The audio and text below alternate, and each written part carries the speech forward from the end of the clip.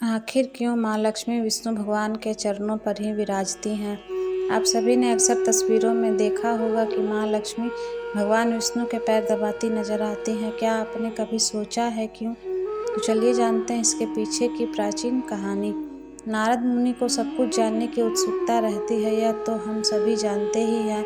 इसी प्रकार एक बार व्याकुल होकर वे माता लक्ष्मी से पूछने बैठ गए कि वे भगवान विष्णु के चरण क्यों दबाती रहती हैं। देवी लक्ष्मी ने बड़ी आसानी से नारद मुनि को बता दिया कि मनुष्य से लेकर भगवान तक सभी ग्रह उन्हें प्रभावित करते हैं।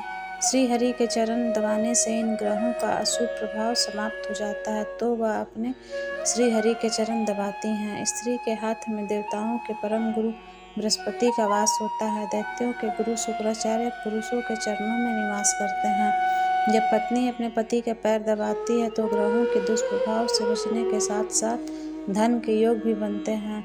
कहा जाता है कि देवी लक्ष्मी के भगवान विष्णु के चरणों के पास होने का एक और कारण भी है। ऐसी भी है मान्यता। कहा जाता है कि अलक्ष्मी एवं लक्ष्मी दो बहनें थीं। अलक्ष्मी बिखरे बालों, खतरनाक आंखों और नुकीले दांतों वाली एक खतरनाक महिला थी। वह लक्ष्मी से अत्यधिक ईर्ष्या करती थी क्योंकि उसका कोई पति नहीं था। जीवन में एकमात्र उसका उद्देश्य लक्ष्मी को किसी तरह घर से बाहर निकालने और उस घर में रहने वाले विष्णु को पकड़ने का तरीका खोजना था। उसके पास एक सूखा सिकुड़ा हुआ शरीर, धंसा हुआ गाल, मोटे होंठ और मनमोहक आंखें थी और वह एक गधे की सवारी करती थी। वह कभी कभी एक उल्लू का रूप धारण कर लेती थी जिसे लक्ष्मी के साथ चित्रित किया जाता है। जबकि लक्ष्मी शांत और कोमल थी और लक्ष्मी अक्सर अपनी बहन से मिलने जाती थी, लेकिन वह अक्सर अपनी बहन से मिलने तभी जाया करती थी जब देवी लक्ष्मी भगवान विष्णु के साथ होती हैं और साथ में कुछ निजी पल बिताती थी।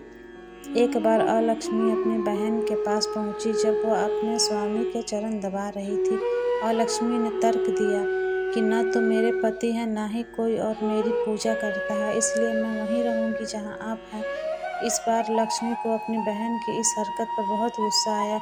उन्होंने अपनी बहन को श्राप दिया कि तेरा पति मृत्यु का देवता है और जहाँ कहीं भी मैल, ईर्ष्या, द्वेष, आलस्य जैसी नकारात्मक फसली होगी वहाँ तू वास करेगी।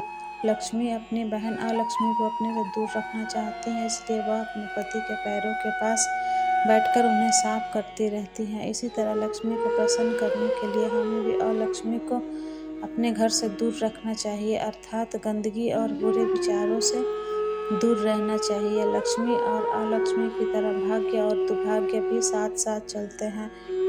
जब सौभाग्य आप पर बरसता है तो दुर्भाग्य प्रवेश द्वार के पास चुपचाप बैठा रहता है, भीतर आने के अवसर की प्रतीक्षा करता रहता है। वह अलक्ष्मी, अतः घर में लक्ष्मी को जगाना चाहिए और अलक्ष्मी को प्रवेश करने से रोकना चाहिए। इसलिए आप देखते हैं कि रोज सुबह घर की सफाई की जाती है, मुख्य द्वार के बगल में पानी डाला जाता है, अगरबत्ती जलाई जाती है, लोग त्योहारों में नए नए कपड़े पहनते हैं। ऐसा दुर्भाग्य यानी अलक्ष्मी को घर में प्रवेश करने से रोकने के लिए किया जाता है। जय श्री हरि विष्णु, जय लक्ष्मी माँ।